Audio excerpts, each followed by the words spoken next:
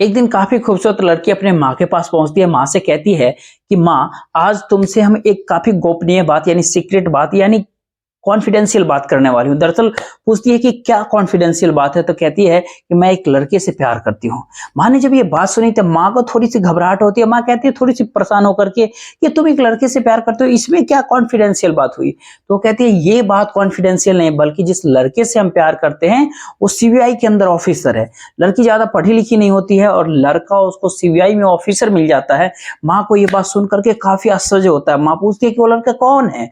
माँ बताती है कि जिस घर में हम रहते हैं उसी के नीचे वाले फ्लोर में जो एक किराए पे जो एक लड़का रहता है वो सीबीआई के अंदर ऑफिसर है।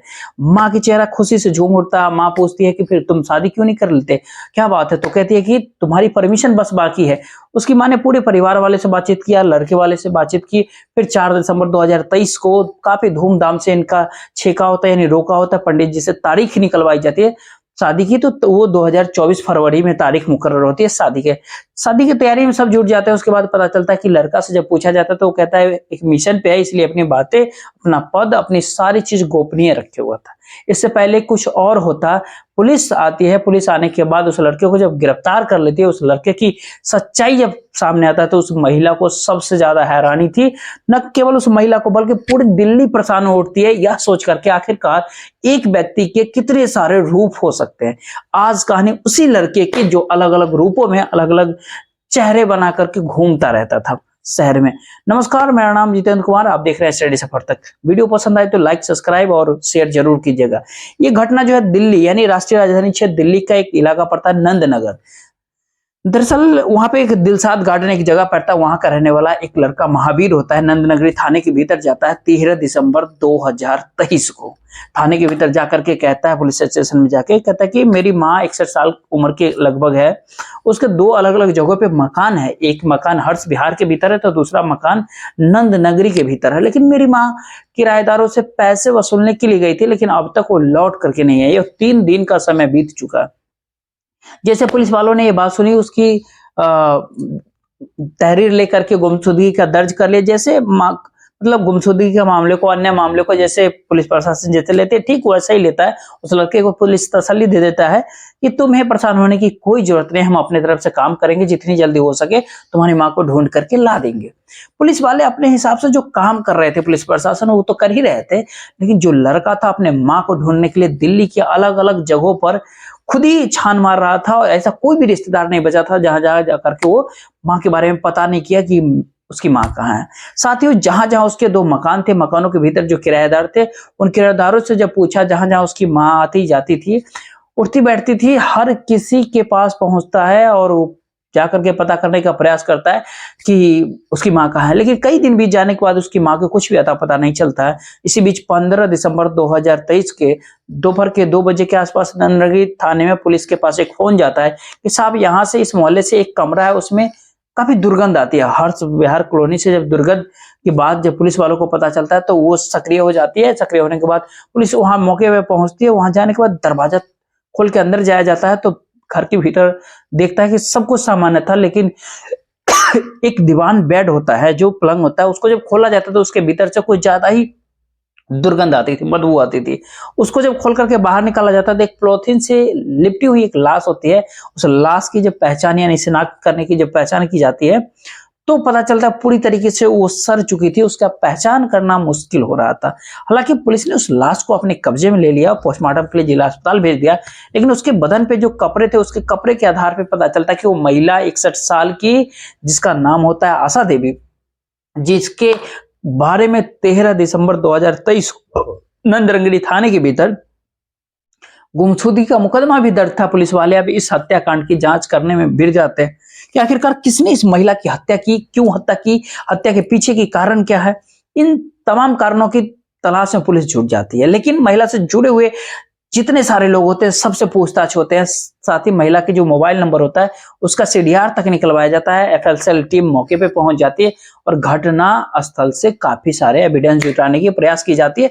लेकिन कई घंटे बीतने के बाद पुलिस वालों को कुछ भी ऐसा सबूत, एविडेंस नहीं मिला था जो कि जिसके आधार पर कहा जाए कि कातिल कौन है और इसका कत्ल क्यों किया। पुलिस इस कातिल की तलाश करते होते नंद नगरी जो उसके किराए का मकान होता है वहां पहुंच जाते हैं। वहां जाने के बाद इस घर के भीतर कई सारे लोग किराएदार रहते हैं, लेकिन किराएदार से पता चलता है कि एक लड़का है जिसका नाम देवेंद्र कुमार उर्फ देव होता है, जो कि कई दिन से लापता होता है। उसका कहीं कुछ अता पता नहीं होता। पुलिस ने उस लड़के के बारे में पता करने की कोशिशें की तो उसका नंबर भी स्विच ऑफ आ रहा था। अब उसके जो आधार कार्ड बाकी चीजें जो थी उसके आधार पर उसका पता निकालने की कोशिशें की तो वो लड़का उत्तर प्रदेश के जिला अलीगढ़ का एक गांव पड़ता है धीमरपुर, वहां का रहने वाला होता है। पुलिस की एक टीम जो है सो गठित की जाती है अब एसीपी अभिषेक गुप्ता के अंदर में, और एसएचओ रणधीर सिंह इस लड़के की तलाश में आगे बढ़ जाते हैं। जब पुलिस अलीगढ़ पहुंचती है, दीमकपुर पहुंचती है, वहां जाकर के एक किसान मिलता है। किसान के 2 बेटे होते हैं, एक बेटी होती है। सबसे छोटा बेटा होता है देवेंद्र उर्फ देव। पुलिस उसकी जब पड़ताल करने की कोशिश की तो पुलिस के हाथ आ जाता है आसानी से, लेकिन एक ही बात पुलिस उससे पूछती है कि तुम उस किराए के मकान को छोड़ करके अचानक से क्यों गायब हो गए थे। वो पुलिस वालों को कुछ सही तरीके से जवाब ही नहीं दे रहा था। तभी पुलिस ने अपने तरीके से, जो पुलिस प्रशासन का जो पूछने का तरीका होता है, उस तरीके से जब पूछने का प्रयास किया तो सच कहने लगता है। कहता है कि साहब, मैं साल 2015 में अपने इस गांव से गया था दिल्ली में बहुत बड़ा आदमी बनने के लिए, कुछ कमाने के लिए, लेकिन 12वीं तक की पढ़ाई की रहती है। लेकिन उसने कोशिश की आगे तक पढ़ाई करने के लिए, बहुत ज्यादा होशियार पढ़ाई में था नहीं, इसलिए मजबूरन अपने बिजनेस शुरू करता है कॉपर का बिजनेस 2-3 साल तक ठीक ठाक चला, लेकिन जैसे ही लॉकडाउन की समय जब आता है उस दौरान उसकी बिजनेस पूरी तरह से बंद हो जाती है, ठप हो जाती है। अब करने के लिए कुछ था नहीं, पैसे भी उसके पास था नहीं। नंदनगरी के एक किराए के मकान में वो आकर के ठहर जाता है। इसी बीच में अपने गांव जाता है, अपने पिता के पास जाता है और जाकर के अपने पिताजी से कहता है कि मैं जर्मनी के भीतर पढ़ने लगा हूं, मुझे पैसे की जरूरत है, मैं बहुत जल्दी बड़ा आदमी बन जाऊंगा। आपको काफी ताज्जुब होगा, मैंने वहां पर डॉक्टरी में एडमिशन ले लिया, एक बहुत बड़ा डॉक्टर बनकर के जब सामने आएंगे तो आपको बिल्कुल भी यकीन नहीं होगा। पिता किसान होते, पैसे इतने भी होते नहीं पिता के पास, लेकिन 3 बीघा जमीन पिता ने बेचा और बेचने के बाद अपने लड़के को दे दिया। और लड़के को जब पैसे थे उसको जाना था अब जर्मनी नहीं जाकर के नंद नगर के किराए के मकान में रहता है। वहां पे एक बूढ़ी औरत जिसकी उम्र 61 वर्ष होती है, वो महिला मतलब अभी 61 वर्ष हो, लेकिन पीछे जाइएगा तो उनको 54-55 की उम्र होगी। उस मकान मालिकी जो किराए मांगती थी उस लड़के से, दोनों के बीच में दोस्ती होती है। यानी लड़के की उम्र करीब 25-27 साल की और महिला की उम्र 54-55 साल के आसपास। 3-4 साल तक दोनों की बहुत अच्छी गहरी दोस्ती होती है। ये कहा जाता है, अखबार की तरफ दावा होता है, दोनों के बीच में कुछ दावे निकल रहे हैं कि शारीरिक संबंध भी होता है। हालांकि महिला की जो पति होती है उसके कई साल पहले मौत हो गई थी। महिला खुद को अकेले समझ लेती थी, यानी आशा देवी का देवेंद्र कुमार से काफी अच्छी दोस्ती दोनों के बीच में, कहीं अवैध रूप से संबंध भी बन जाते। जब मन होता था एक दूसरे से मिलते थे, लेकिन जिस तरीके से जिस जगह पे जिस कमरे में ये लड़का होता था उसी मकान के ऊपर वाले फ्लोर पे एक लड़की काफी खूबसूरत होता है। एक दिन उस लड़के से झगड़ा फसाद हो जाता, जब उससे बातचीत करने की कोशिश कर रही थी, डांट फटकार रही थी, तभी उसने कहा तुम मुझे जानती नहीं हो, शायद मैं सीबीआई के अंदर ऑफिसर हूं। यानी लड़के ने अपने पति को बताया, पिता को बताया कि जर्मनी में है, और लड़की को बताया कि हम सीबीआई में ऑफिसर हैं। जैसी लड़की बात सुनती है कि वो सीबीआई में है, काफी अच्छे जो है सो उसका इंप्रेशन पड़ता है। वो ये कहता लड़का कि तुम लड़की की भाई को हम नौकरी भी लगवा सकते हैं। लड़का लड़की आपस में फिर प्यार करने लगते हैं। तो घर वालों की सहमति की बात 4 दिसंबर 2023 को इन दोनों को रोका होता है।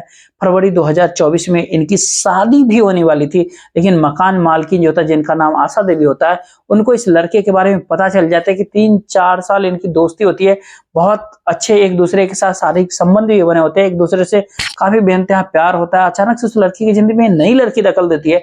ये बात आशा देवी को बिल्कुल भी अच्छी नहीं लगी और आशा देवी को उस लड़के पे गुस्सा आता है। 10 दिसंबर 2023 को इन्होंने अपने हर्ष विहार कॉलोनी स्थित बिहार के मकान में जो वहां था वहां मिलना तय किया। ये लड़का वहां जाता है महिला से मिलने के लिए। फिर वो कहता है कि मैं शादी करने वाला हूं, मेरी जिंदगी में मत आ पाओ, परेशान मुझे मत करो। काफी रिक्वेस्ट किया, लेकिन महिला ने उसको डांट फटकार लगाने। महिला ने कहा जब तक हम जिंदा है तब तक किसी और से तुम शादी नहीं कर सकते हो। लड़का इस तरह की बातें को लेकर के काफी परेशान हो उठता है। परेशान हो जाता है, लड़के ने इस बात की विरोध किया और महिला को जो गुस्सा आता है, लड़का को, देवेंद्र कुमार को महिला एक के बाद एक कई थप्पड़ लगाती है। उससे गुस्सा आता है, पास में कुछ ईंट पड़ी होती है, ईंट काफी तेजी से महिला के मार दिया जाता है। जैसे महिला को लगता है ईंट और जमीन पे गिर जाती है, वो समझ ही नहीं पा रही थी उसे हो क्या गया। महिला अब पूरी तरीके से मरी नहीं थी उस दौरान, लेकिन तभी वो मौका पा करके वो हत्या कर देता है।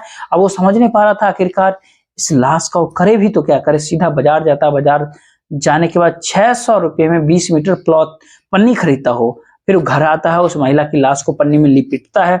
लपेटने के बाद पूरी तरीके से उसको पैक करके ढक करके नीचे वाले फ्लोर पे एक दीवान पलंग होता है, वो दीवान पलंग के भीतर उस लाश को रख करके आराम से बंद करके उस महिला के तन पे जो भी गहने थे, काफी 13,000 रुपये शायद आसपास नगद थे, और ज्वेलरी जो भी होता है अपने कब्जे में ले लेता है। लड़का अपने कमरे पे आता है, कमरे पे से सारा सामान लेता है और सामान लेकर के वो भाग जाता है, यह सोच करके कि कभी वह पकड़ा ही नहीं जाएगा। शायद उसकी यही गलती साबित हो गई कि कमरे से जिस तरीके से वो गायब हुआ था, पुलिस की सबसे पहले वही शक जाता है कि क्योंकि 10 तारीख को गायब हो गया था। जो आसपास के लोग थे उन्होंने कहा वो लड़का ही नहीं दिखाई दे रहा है, बाकी सब कुछ ठीक है, सामान्य है। पुलिस ने उसको गिरफ्तार किया। गिरफ्तार करने के बाद जब पूछा तो उसने तोते की तरह पूरी कहानी बयां कर दी। जब कहानी बयां करती है तो फिर पता चलता है ना तो वो लड़का डॉक्टर था, न ही वो सीबीआई में ऑफिसर था, न ही लड़का वो जर्मनी कभी गया।